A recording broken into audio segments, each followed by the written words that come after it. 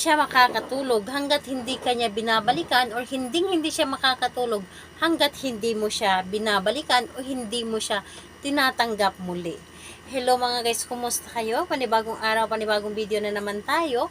And sa araw na ito ay isa na namang video ang aking ituturo sa inyo na simpleng gabay o simpleng pamamaraan na makakatulong sa atin. At bago ang lahat, gusto ko lang mag-disclaimer sa mga taong hindi naniniwala at hindi gusto ang mga kagaya nitong video. Please skip this video and maghanap kayo ng videos na gustong gusto nyo, dahil ang video na ito ay para lamang ito sa mga taong naniniwala and gusto mag-try. So, ayun po sa lahat po ng mga nagko-comment po dito sa aking video dito sa loob ng aking channel. Mag-ingat sa lahat po ng mga nagre-reply sa inyo na dinadala kayo sa WhatsApp and Imo app upang makaiwas po tayo sa scam at hindi po masasayang ang inyong mga pera. So, ayun po. Ito po ang aking tuturo sa inyo ngayon, lalo na sa mga mag-ex. Halimbawa kayo ay mag-ex na o di kaya ay nagkakalabuan lamang. Kung gusto niyo manumbalik, kung gusto niyo manumbalik ang init ng inyong pagmamahal, kung gusto niyo na bumalik yung ex ninyo, or gusto niyo yung ex ninyo ay hindi makakatulog hanggat hindi niyo siya tinatanggap muli. Halimbawa na lamang ay nagloko ang inyong ex na yun ang dahilan kung bakit kayo nagkakahiwalay, at yun ang dahilan kung bakit nasira ang relasyon ninyo at gusto ninyo na maayos muli, at siya mismo ang makikipag-ayos sa inyo, and depende na rin sa inyo kung tatanggapin ninyo o hindi.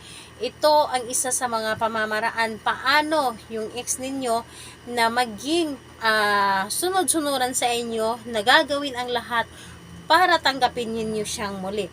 So, pamamaraan ito sa mga gustong makipagbalikan o gusto lamang na maghabol si ex sa inyong muli. So, ayun po, ito ay pwedeng gawin sa parehas ang kasarian, babae ito babae and lalaki ito lalaki.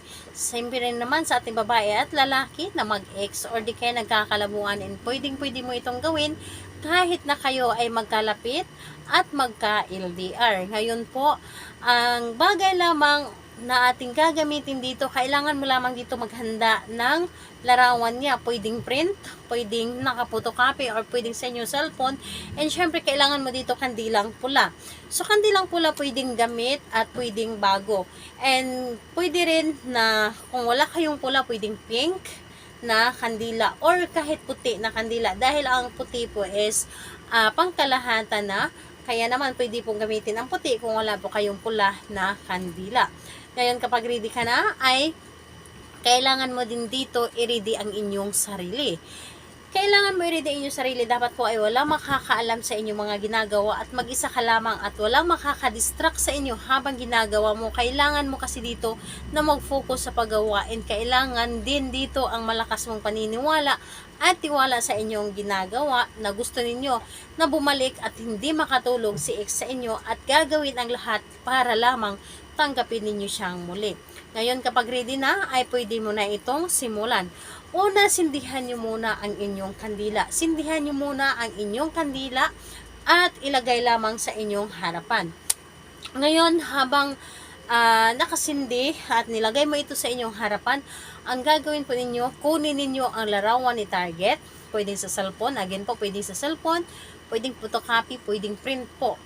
Titigan ninyo ito ang kanyang larawan at painitan. Pero kung sa cellphone po ang inyong gamitin, ang gagawin po ninyo, halimbawa ito ay kandila, tapos umaapoy ang kandila, ang gagawin ninyo, ipaikot nyo lamang ang cellphone. Huwag po ninyong painitan para hindi po masira ang inyong cellphone. Iikot nyo lamang para mabigyan siya ng malakas na energy. Ngayon po, kapag larawan po ang inyong gamit, sambitin ninyo ang kanyang pangalan at apelyido at sabihin ninyong hindi ka makakatulog at gagawin mo ang lahat, paging sunod-sunuran ka, maghabol-habol ka sa akin hanggat tatanggapin kitang muli, or hanggat hindi pa kita tatanggapin, gagawin mo ang lahat para sa akin o susundin mo lahat ng gusto ko. At pagkatapos nun, yung larawan dapat po ay painitan ninyo, pwedeng pa-cross, pwedeng paikot.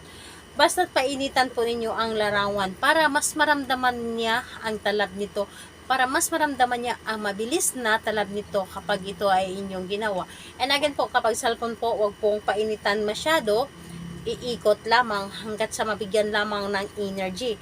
At yung larawan po, dapat po ay talagang painitan mo ang larawan, and ikot po talaga para yung isip niya, ikaw at ikaw lamang ang kanyang iisipin. Talaga namang mag-init yung katawan niya at wala siyang ibang gustong makasama, wala siyang gustong makayakap kundi ikaw lamang. So ayun, pagkatapos nun, patayin nyo na ang kandila.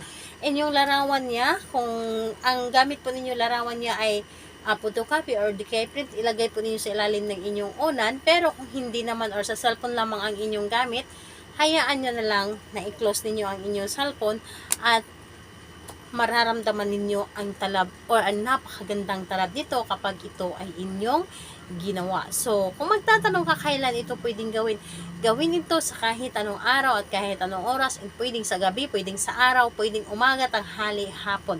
Depende po sa inyo kung ano ang free kayo na oras. Basta ito ay walang pinipili sa araw, walang pinipili sa oras.